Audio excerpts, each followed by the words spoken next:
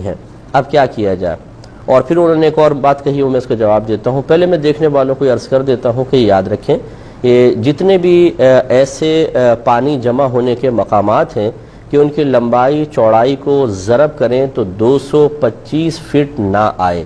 جیسے چھوٹا ٹب ہے، بالٹی ہے، واشنگ مشین ہے، یا انڈر گراؤنڈ ٹینک بھی اتنے بڑے بڑے نہیں ہوتے ہیں کہ آپ ان کو اگر ان کے لمبائی چوڑائی کو ضرب کریں تو 225 فٹ آ جائے۔ ایسی جو اوپر کی ٹینکیاں ہوتی ہیں تو جو اتنے چھوٹے اتنے کم پانی کو لیے ہوئے چیزیں ہوتی ہیں انہیں اسے کہتے ہیں چھوٹا حوض، یا اس پانی کو قلیل پانی کہتے ہیں۔ اور شرعی لحاظ سے اس کا حکم یہ ہوتا ہے کہ ان میں اگر ایک قطرہ بھی نجاست گر جائے، چاہے اس کا رنگ وغیرہ ظاہر ہو نہ ہو، کل ناپاک ہو جاتا ہے۔ یہ سب یہ اچھی طریقے سے مسئلہ جان لیں کہ اتنا ایسا کوئی برتن، ایسا کوئی ٹینک، ایسا کوئی حوض جس کی لمبائی چوڑائی کو ضرب کریں تو 225 فٹ سے کم جواب آئے، وہ سب چھوٹے حوض کہلاتے ہیں۔ وہ پانی قلیل پانی، تھوڑا پانی کہلاتا ہے، اور شرعی لحاظ سے اگر اس میں ایک قطرہ بھی نجاست گر جائے تو چاہے نجاست کا رنگ یا اس کی اسمیل وغیرہ ظاہر ہو نہ ہو، یہ کل پانی ناپاک ہو جاتا ہے۔ لہذا واشنگ مشین میں جیسے ہی ناپاک کپڑے ڈالے جاتے ہیں، جیسے ہی ان کپڑوں کی ناپاکی کا اتصال پانی کے ساتھ ہوتا ہے، کل پانی ناپاک ہو جاتا ہے۔ پھر آپ اسے جتنا مرضی گھماتے رہیں، گویا کہ وہ ناپاک پانی اس کے باہر ہر تار میں، ہر دھاگے میں گھس جاتا ہے۔ اور پھر ہمارے یہاں ایسی ہوتا ہے کہ ان کپڑوں کو نکال کر پھر ٹب سے اس کے جھاگ کو ختم کرنے، ٹب کے پانی سے جھاگ کو ختم کرنے کی کوشش کی جاتی ہے، اور جیسے ہی یہ ناپاک کپڑا ٹب کے پانی سے متصل ہوتا ہے وہ بھی سارا ناپاک ہو جاتا ہے۔ اس کے لیے بہتر طریقہ یہی ہوتا ہے کہ پہلے سے ہی سب اپنے اپنے کپڑے پاک کر کے پھر واشنگ مشین میں ڈالیں۔ یعنی جتنا حصہ ناپاک ہے، میں نے بارہا بتایا کہ جیسے تھوڑا سا حصہ کوئی ناپاک ہوتا ہے، جیسے مثال کے طور پہ یہ اس کا اتنا حصہ ناپاک ہے، اس کو نل کا کھول دیں مناسب دھار میں کہ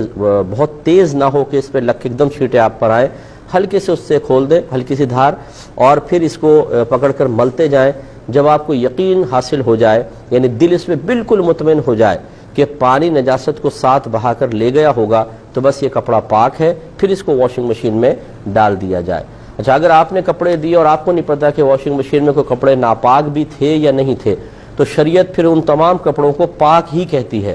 جب تک کہ آپ اپنی آنکھوں سے کچھ ناپاکی کو نہ دیکھ لیں۔ آپ صرف گمان پر یہ نہیں کہہ سکتے کہ یہ ہو سکتا ہے گھر والوں نے کوئی کپڑے ایسے دھو دیے ہوں جو ناپاک ہوں، تو وہ پاک ہی ہیں، اور جو ناپاک اگر آپ نے دی ہیں تو پھر ضرور سب کے سب ناپاک ہیں۔ اب یہ گمان نہیں آپ کر سکتے کہ شاید اتنا پانی بہہ گیا ہو کہ وہ نجاست بہہ گئی، کیونکہ واشنگ مشین سے دھوتے ہوئے اتنا پانی عموماً بہتا نہیں ہے۔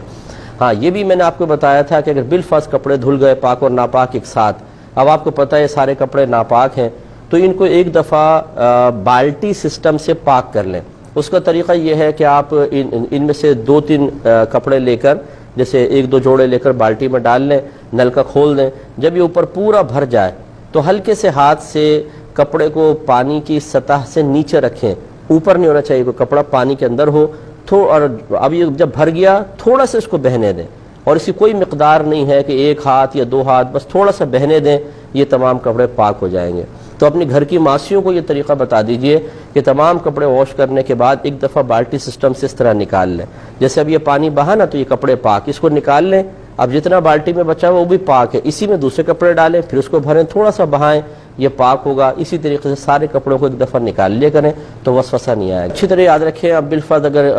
ناپاک کپڑے تھے اور ان کو پاک نہیں کیا گیا، اسی طریقے سے مطلب ہٹ دھرمی کا مظاہرہ کر کے ان کو بس نچوڑ نچاڑ کے وہ رسی کے اوپر ڈال دیے، تو یقینی سی بات ہے وہ جب کپڑے ناپاک ہیں تو رسی بھی ناپاک ہوگی۔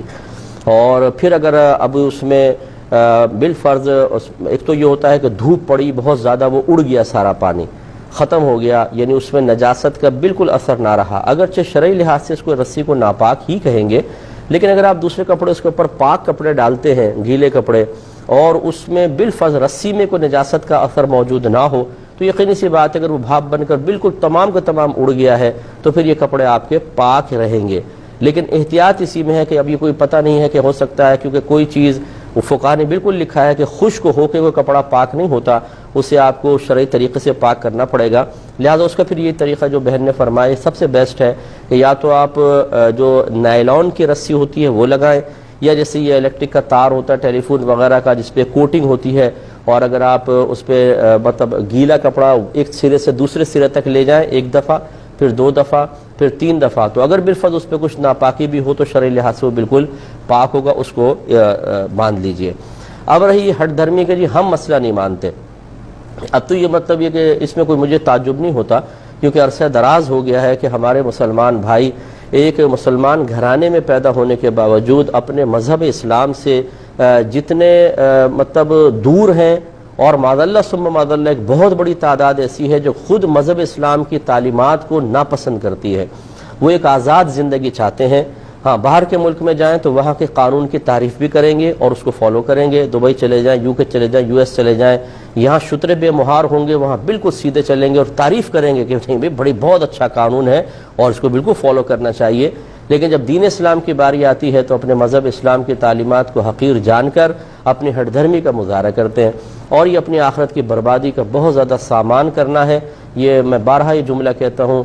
حضرت علی کرم اللہ وجہہ الکریم کا قول بھی عرض کر دیتا ہوں، اور وہی اس کا خلاصہ بھی میری بات کا یہ ہوتا ہے۔ آپ نے فرمایا دنیا کے سارے لوگ سو رہے ہیں، یہ جاگیں گے اس وقت جب ان کو موت آئے گی۔ تو مرنے کے بعد تو پتہ چل جائے گا کہ تعلیم شرع کا مذاق اڑانا، اپنے نفس کی خواہش پر عمل پیرا ہونے کے لیے ان سے بیزاریت کا اظہار کرنا تاکہ نفس کو پابندی ہی برداشت نہ کرنی پڑے، یہ آپ کے لیے کوئی نافع نہیں ہے، یہ آخرت میں بہت شدید وبال رکھتا ہے۔ بہن کو چاہیے کہ ان کو سمجھانے کی کوشش کریں، نہ مانے تو بحث نہ کریں، اپنے عمل کو اچھا کر لیں۔